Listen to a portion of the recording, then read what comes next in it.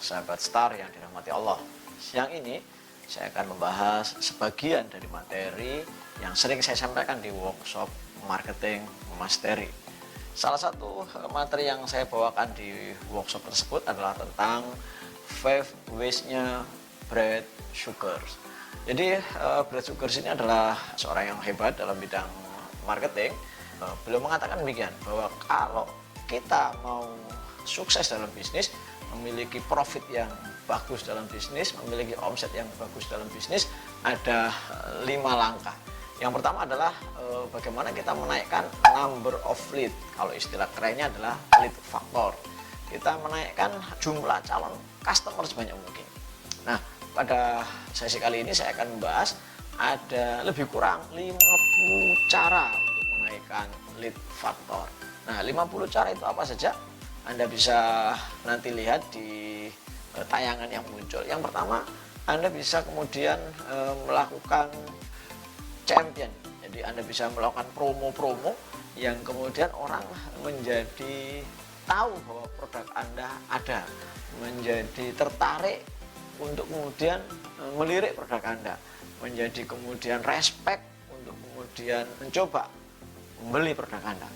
Tanpa champion seringkali orang kemudian akan ragu untuk mencoba, karena mereka setiap mengeluarkan uang pasti kemudian akan berhitung worth it enggak uang saya keluar untuk mendapatkan produk tersebut. Tapi ketika ada promo-promo, maka orang akan berani mencoba. Nah, mencoba adalah salah satu syarat terjadinya sebuah transaksi yang lebih besar, dengan catatan produk Anda harus keren. Kalau produk Anda kurang keren, pasti sekali beli dan tidak akan kembali lagi. Yang kedua, walaupun terkesan konvensional, Anda bisa mainkan iklan di koran. Memang hari ini tidak seefektif dulu, tapi di beberapa kota kabupaten misalnya, koran masih cukup efektif. Salah satu klien saya di Medion pernah ngiklan di sebuah koran, satu sisi full begitu, tentang launching produknya, dan responnya luar biasa. Kalau tidak koran offline, Anda bisa coba koran online. Jadi koran online pun keren. Nah, kemudian berikutnya Anda masih bisa pakai iklan di televisi misalnya. Saya punya klien Biro Umroh Haji, dia mainkan iklan di televisi di Jawa Timur, responnya luar biasa. Jadi di televisi masih menarik. Tentunya Anda harus tahu kapan saatnya prime time dan kapan saatnya tidak prime time. Kemudian setelah televisi Anda bisa pakai radio. Beberapa kegiatan saya iklankan di radio. Sekali lagi tentunya radio-radio yang sesuai dengan segmennya. Misalnya kalau iklan tentang workshop bisnis, ya iklannya di radio bisnis. Jangan sampai iklan tentang workshop bisnis Anda ngiklannya di radio yang misalnya tidak nyambung dengan segmen yang Anda bidik. Kemudian yang berikutnya majalah. Sekian tahun yang lalu iklan di majalah sangat keren. Hari ini mungkin tidak sekeren dulu, tapi masih menarik iklan di majalah. Tentunya majalah-majalah yang spesifik. Bagi Anda yang misalnya usaha franchise, Anda coba iklan di majalah franchise. Bagi Anda yang kemudian bergerak di bidang marketing, iklanlah di majalah marketing. Bagi Anda yang misalnya bergerak di bidang fashion, cari majalah-majalah fashion, Anda bisa iklan di sana. Jadi sekali lagi, pilih yang fokus karena di sana berkumpul market Anda. Kemudian berikutnya, brosur, walaupun lagi-lagi ini masih konvensional, dia masih menarik. Selevel Indomaret pun sekali tempo masih nyebar brosur.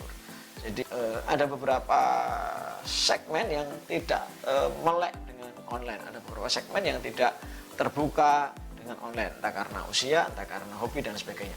Satu saat klien saya ketika mau buka sebuah rumah makan itu mengandalkan Instagram. Begitu Instagramnya dilihat, oh followernya banyak, yang komen banyak. Tapi begitu disurvei oleh tim untuk memastikan apakah banyak orang yang tahu bahwa rumah makan tersebut akan buka, ternyata zonk. Kenapa? Karena radius 0 sampai 3 kilo nggak ada yang tahu kalau di situ ada rumah makan yang mau buka. Yang tahu ternyata radiusnya 4 kilo, 5 kilo, 10 kilo. Jadi seringkali brosur lebih bisa menjangkau, brosur, banner lebih bisa menjangkau segmen yang tepat. Karena kuliner kalau jaraknya 5 kilo, 10 kilo tentunya orang tidak bisa menjadi langganan tiap hari beli di kuliner tersebut. Kemudian setelah brosur ada katalog. Katalog ini pun masih menarik. Lembaga saya, konsultan training dan outbound, sering nyebar katalog ke berbagai instansi dan responnya luar biasa. Kemudian seperti tadi saya bilang, poster juga masih menarik, poster, banner, baliho, ya, papan nama itu masih menarik untuk kemudian menunjukkan bahwa Anda ada. Nah, teman-teman sekalian, biasanya ini dipakai ketika Anda perjalanan jauh keluar kota. Di sepanjang jalan akan ada poster-poster, banner-banner tentang hati-hati di jalan, tentang sekian meter lagi ada tikungan dan sebagainya. Tapi di bawah itu ada nama rumah makan tertentu. Itu dalam bawah sadar orang sudah mulai tertanam bahwa oh, sebentar lagi ada rumah makan. Ketika saya lapar, saya akan mampir ke rumah makan itu. Jadi poster, banner ternyata masih powerful. Kemudian dulu mungkin Anda pernah tahu Yellow Page, nah, sekarang nggak ada karena sudah nggak masanya. Mungkin hari ini barangkali bisa diubah ke marketplace misalnya. Marketplace lepas dari segala pro dan kontra karena di sana berdarah-darah, di sana red ocean. Tapi untuk membranding produk Anda, saya kira nggak ada salahnya Anda main di marketplace karena segmen Anda luar biasa luas.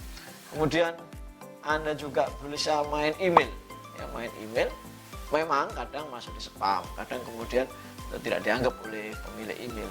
Makanya pinter-pinter ketika Anda main email blast misalnya, Anda harus kuatkan konten, jangan banyak jualan, tapi kuatkan materi-materi yang manfaat. Dan jangan banyak-banyak isi email Anda, cukup 8 paragraf, cukup 5 paragraf. Karena kalau terlalu banyak, orang hari ini nggak sempat untuk membaca lebih detail. Kemudian di bawahnya kasih inisial perusahaan Anda, bergerak di bidang apa, sama kontak person yang bisa dihubungi. Nah, yang lain misalnya kemarin tim kami mencoba memasang di belakang angkot. Ada satu toko roti di Malang, kemudian juga toko ATK di Malang itu mencoba memasang di belakang angkot. Ternyata signifikan sekali kenaikan omsetnya, plus minus di angka 30%. Teman-teman sekalian, masih banyak cara untuk menaikkan lead factor. Nanti Anda bisa cek di tayangan yang muncul. Tidak semua bisa Anda pakai, tapi coba dipilih beberapa item yang bisa Anda pakai untuk kemudian naikkan lead factor bisnis Anda. Ingat, kalau Anda paham hukum Pareto, maka kalau ada 100 orang yang mengetahui produk Anda, kemungkinan 10 atau 20 orang akan beli. Berarti kalau ada 1000 orang yang tahu produk Anda, kemungkinan ada 100 sampai 200 orang yang akan mencoba atau beli. Nah, lead factor ini adalah teori yang paling simpel. Semakin banyak orang tahu, semakin besar peluang orang untuk bertransaksi dengan produk Anda. Nah, saudara sekalian, pernahkah Anda berpikir bagaimana menaikkan lead factor Anda? Kalau Anda tidak pernah berpikir ke sana, maka jangan salahkan kalau omset Anda tiba-tiba turun karena direbut oleh kompetitor Anda. Maka teruslah berpikir bagaimana orang mengenal Anda. Teruslah berpikir bagaimana orang tahu produk Anda. Teruslah berpikir bagaimana orang semakin banyak yang ngerti tentang bisnis Anda. Karena ada hukum probabilitas. Ya, jangan pernah berhenti promosi. Jadi kalau saya ingatkan misalnya, Aqua sudah terkenal, masih promosi. Indomie sudah terkenal, masih promosi. Masih terus menaikkan lead faktornya. Kemudian kalau kita lihat yang lain misalnya, contohnya Pepsodent sudah terkenal, masih juga promosi. Pertanyaan saya adalah, apakah produk Anda sudah terkenal? Kenapa Anda tidak melakukan promosi? Sahabat sekalian, pikirlah lebih kreatif untuk menemukan lead faktor Anda. Dan nanti akan saya tunjukkan ada lebih kurang 50 lead faktor. Anda bisa pilih salah satunya, Anda coba, atau mungkin pilihan lead faktor Anda di luar dari yang saya sampaikan di tayangan saya.